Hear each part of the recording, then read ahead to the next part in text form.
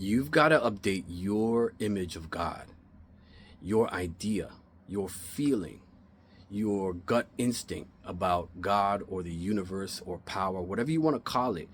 But you have within you, and we all do, an idea, an image of power and of love and of nourishment. Some people call it nature, Mother Nature. Some people call it, like I said, the universe. And some people have formal names for their God or what they feel is some type of higher power that is providing for them or gave birth to them or they're a part of or something. You can't deny that we are in relationship to things. We aren't just existing here by ourselves. We are in relationship to each other. We're in relationship to nature. We get our food from nature and our air from the planet. So we are dependent upon things external to us that provide for us.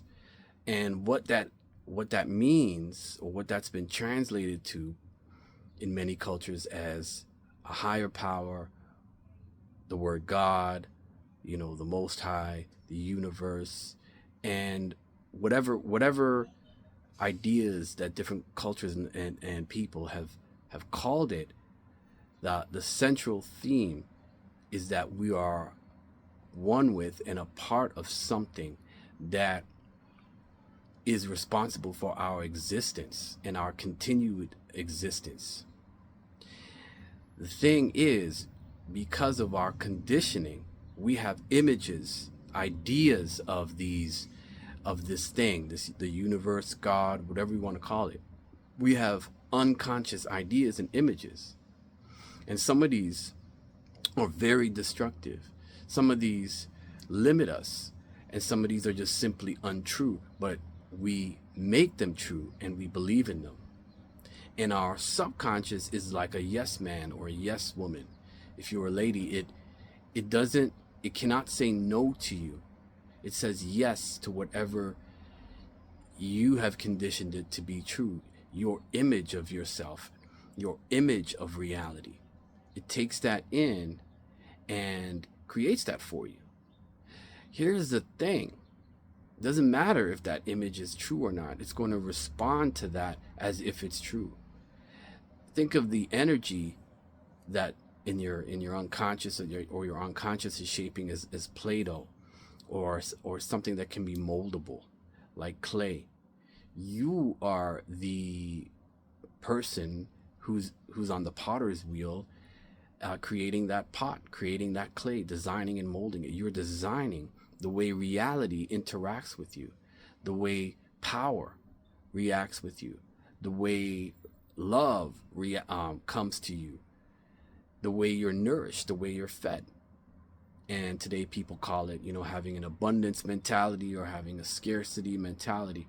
Really, all these mentalities come from your self-image, your idea of who you think you are, where you are, how you got here, and how the universe feels about you, what it wants from you, your place in this. And if you don't have a well-defined and expanding idea of what that is that's healthy, your unconscious is going to create whatever it is you have in there. In some traditions they call it filters. We have these filters, and these filters are the way we interpret reality. We filter reality not just through our senses, but through our ideas, through our beliefs. That's why two people can see the world so different. They perceive it so different based upon their beliefs, their biases, their experiences, their judgments. They now will see a same situation and interpret it totally different. Well, the same goes true for spiritual energy, for universal energy. They call chi or your life force or whatever. You shape and mold and direct how that flows into your life based on your idea, based on your relationship with it.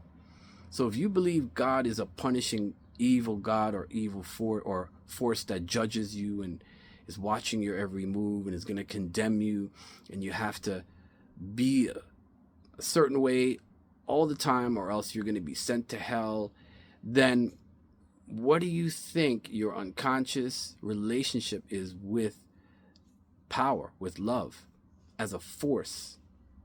What do you think you're relating to on an unconscious level? What do you think you're missing and not seeing? What do you think you're holding back from yourself? What do you think that you're demanding of yourself, or that things can only come to you in a certain way, or life is a certain way? See, these are generated because of the images that we're placing in our unconscious. So you've got to find a truth about who you are and about reality that reflects a right relationship, not a limited one, not one where you're a victim, not one where you're subjugated, not one where you're guilty and wrong, not one where you're bad, not one where things are against you, not one where it's survival of the fittest. These images, these ideas that are repeated in society, repeated in religions, be very careful with them, because as they filter have already been filtered in your mind, they dictate how you interact with reality, how you interact with nature, how you interact with power, with the supreme forces. So let's just use the word God. So if God is trying to talk to you or trying to connect with you and expand who you are, if you have this limited idea of what God is, and you think you're separate from this, and you think you have to be good and you have to be a certain way, and to please God and to please this energy, and only when you please and beg and grovel and then you'll get something, then you're setting yourself up to have a terrible relationship with life. So consider these ideas. Be honest with yourself. What images of God or the universe or this divine presence do I have? What was given to me that I didn't question? What do I believe in? And how is that affecting my life, my decisions, the way I see the world, the way I see myself? When you do that, you free yourself. You become empowered. And you'll actually start to have a powerful, wonderful relationship, a better relationship with life itself. Thank you.